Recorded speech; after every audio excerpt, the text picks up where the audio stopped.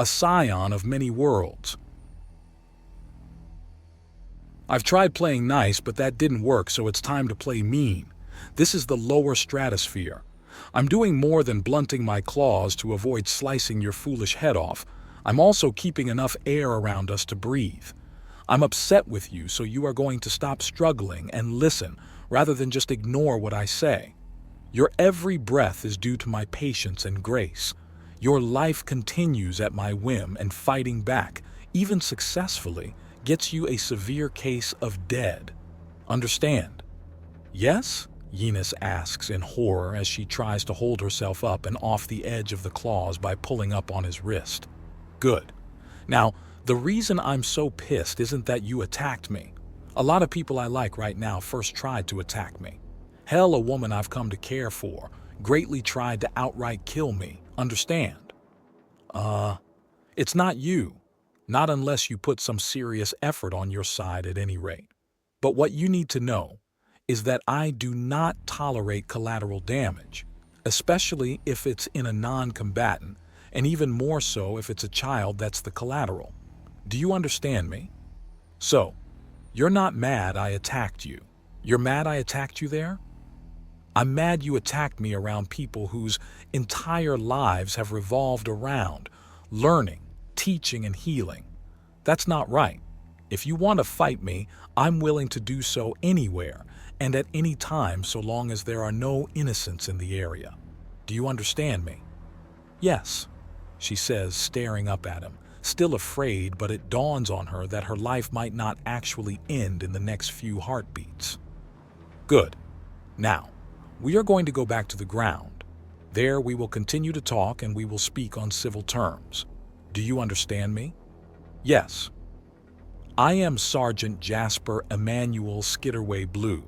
Any of those names or titles can be used to respectfully address me. I will refer to you as Eunice or Damaris as you chose. Is this agreed? Yes. Excellent, he says, and they begin to descend. Then he stops and looks at her again before glancing up. In the far distance there is a slight trail of light. Actually, how about I show you some proof now? Something that would wash away many doubts? No, I want to go down. I want on the ground, she protests, and he nods. He'll make visits to the satellites a way to prove things to other people then. There are enough of them that no matter where he is on the planet that he'll be able to get to one quickly enough. Now, as we descend, we're going to hash something out. The details surrounding your cousin. She was a good woman. Operative Scythe incited and armed a rebellion in a foreign nation in order to steal its artifacts. She also opened fire on me with laser pistols the moment she first saw me and attempted to flat out execute both me and a knight in good standing of the Grand Midwives. That is not a good woman. What? I still have the paper in a box. Closest thing I have to filing cabinets for the sheer clusterfuck that is this planet. In a box. The tone is amazingly dry, or perhaps not so amazingly. There's not a lot of water at this sheer height, so the air is very dry. Turned on its side with bright dawn carved in the side of it, I sort out my thoughts and write down everything I know as well as put whatever physical evidence I have in the box, and when the rest of the undaunted show up, they can sort through it all and help me make sense of it. It's only half full so far, as it's both still in progress and fairly open and shut from the angle I've interacted with it. Not like Miru, Greenstone, and the Goldlands, they each filled the first box, and Miru needed a full-on second one that's nearly full. Do you always go off on tangents? I can sense things in ways you can scarcely imagine. You might be able to hear every slight pulse of my heart, but I can outright see both the electrical and axiom currents running through your body. I may be explaining myself, but I'm also studying you. Can all Urthani do that? To be fair, most are too timid to. He reaches up with his other hand and runs his claws down one of his antennae. The sensation is astounding now that he can properly process it. These are sensory organs, akin to eyes or ears, perhaps the nose or tongue. But whichever you compare it to, It senses things that none of the others can casually detect. You need to be a truly exotic species to match them. The closest comparison is a Nagasha or Jorgwa's ability to sense heat. Again, why are you explaining so much? She asks him. To be fair, going into lectures at the drop of a hat isn't something most people do, and she is trying to get the measure of him. I like teaching. I get it from my mother. She's dedicated her life to teaching others and learning more so she can teach more. That I'm also a warrior is something unexpected. He summarizes and simultaneously completely fails to summarize. She doesn't need the life story. Can you warp us down or carry me by something other than my neck? Yinis complains. Possibly your ankle, and no, we don't have the level of trust required for me to have both hands occupied while near you or to hold you close enough to grab onto anything that contains a vital organ. I'm not sure if that's a sign of respect or disdain. Both, actually. I've run into both weapons powerful enough to kill me with ease and skill levels that make me very, very cautious. I'm not giving a chance to someone who might have both. I sense no pistol on you, but that doesn't mean you don't have a trick I haven't seen yet. It takes another few minutes to touch down, and he then lets her go. He says nothing as she rubs at her neck, and she can't help but run her fingers along the now shaved bits of fur that show just how loose she was to losing her head entirely. Come along, he says after she seems to get stuck on the fact that she's directly feeling her skin under her fingers rather than the thin and fine fur she normally has all over. He leads her, though part of Aridus Valley, to his room office. Mostly just a place to lay down his body and lay down his arms crammed in with shelves worth of books and notes upon notes. He simply picks up the box for Bright Dawn and hands it to her. Incidentally, what is your empire officially called? I've heard the Empire, the true Empire, the immortal Empire, and so on and so forth.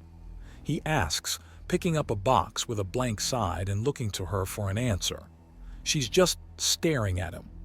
The Breakaway Empire, she says after a time, and he nods before carving it into the side, in both galactic trade and below it in English.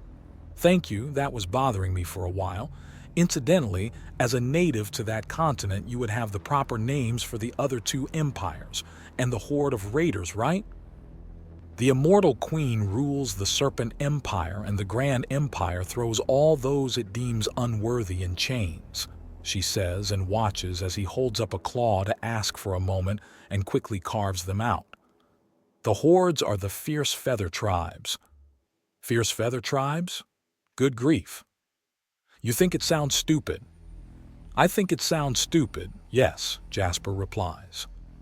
Operative Scythe. You are to aid in the growing dissension in Bright Dawn.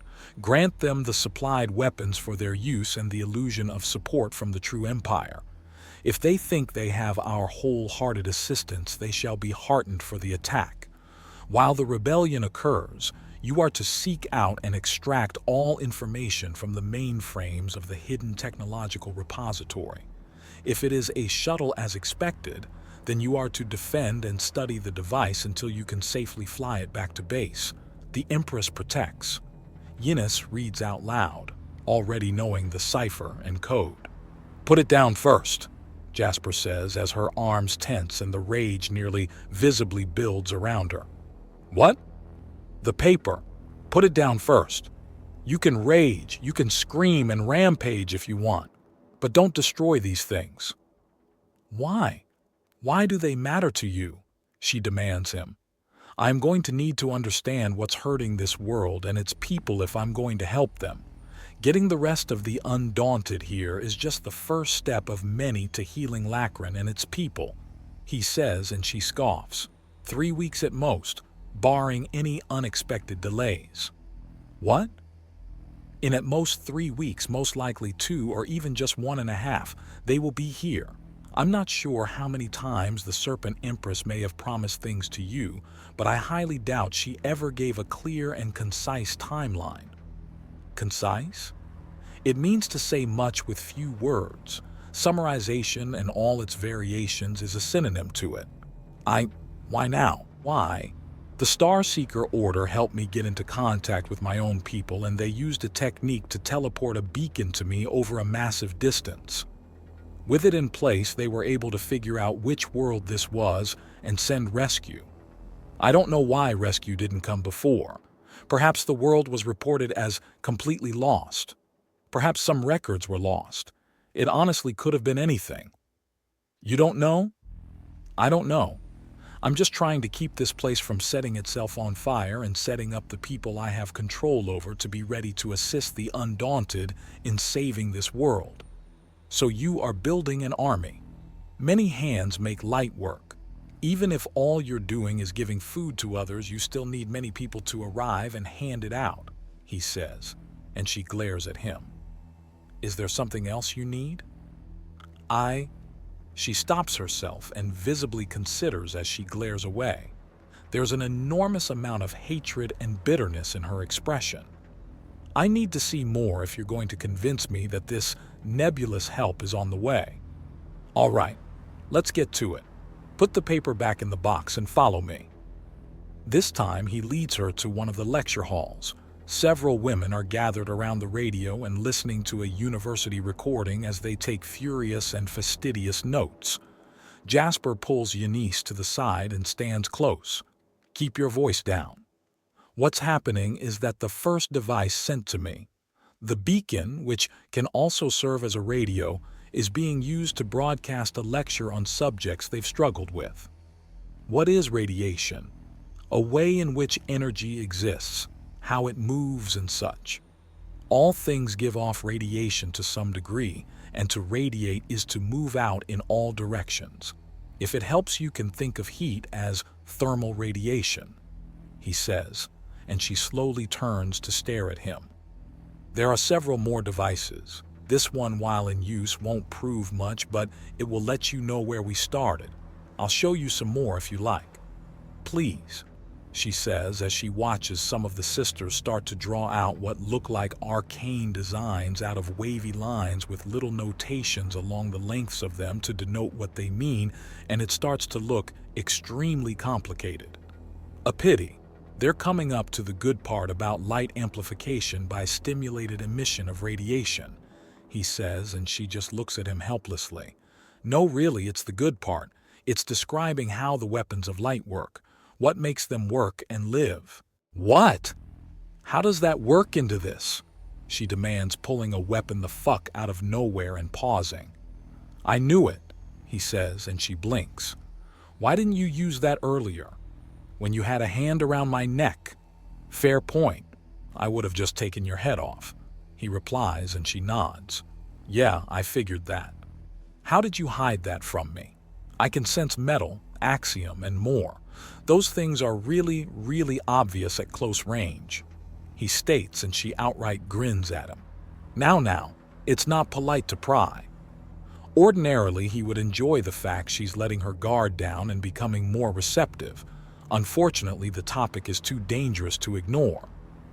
I'm afraid I have to insist, he says, and her eyes narrow.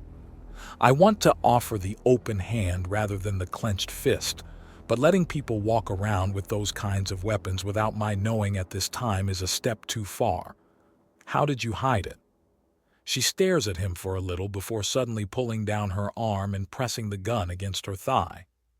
It vanishes. Something in your fur. Under. I am thoroughly willing to pick you up and forcibly shave your leg if I have to. Do I have to? He asks, and she sighs. 2 tattoos, one surrounding the other. The inner tattoo is concealed by the outer, and the inner one hides a weapon. Smart, he notes as he resists the urge to pick her up and turn her upside down to examine the markings. Now that he knows what he's looking for, he can sort of see it, more in his antenna than the axiom. The tattoos use an ink with some iron in them, and they disrupt the electrical flow around the body ever so slightly, which is more hint than the axiom gives out because the outer marking is downright artistic. It works so well. You can see it, can't you? Yes, the outer marking is a snake eating its own tail. An insult to the Serpent Empress? She's best gagged after all her lies. Although the skull within it is a cute touch, he adds, and she seems to slump. You can see it. It wasn't just a lucky guess. I'm afraid so. Still, it's very well done. Can I have the name of the artist who made that? Talent on that level is something to be preserved. He notes. It's a mixed surprise. An artist with a practical skill is a valuable find, one that will be of great use to the undaunted. But she's on the side of the people actively inciting chaos and likely to undergo a massive civil war the moment the undaunted show up. So where's this other bit of proof? She asks, pulling him out of his thoughts. Oh, sorry. This way, please. Hurry, they're talking about something called thermal bloom and the resistance of gases. She protests and he snorts in amusement. Oh, that's easy. Some parts of air burn better than others. This can mess up the laser. But air is air, she protests, much weaker this time. Air is many different things. Every smell in existence is a different kind of air, and the only reason you don't smell the normal air is because you're so used to it. He tells her, and she blinks at that explanation. Part of teaching is also being able to summarize, to give a general idea before going into details. Did you just define summarize after using it? I did. This way, please. This next bit I think you'll really like. Even if you think it's not proof, it's pretty neat. Oh, so arcane sciences that look more like black magic isn't enough? She asks, and he chuckles before leading her into the lecture hall opposite. She stops and stares at what she sees. A galactic map currently zoomed in at the nearby area as several nearby sisters try to debate how much or how little the gravity of other worlds in the Lacron system might influence the world they're on. This is a map of the system we're in. What do you think? He asks, and Yini slowly walks up before reaching out and all but caressing the holographic image of Larkon itself. She stares up at it, her face distorting as she compares it to every map she's ever seen, her jaw hanging open more and more.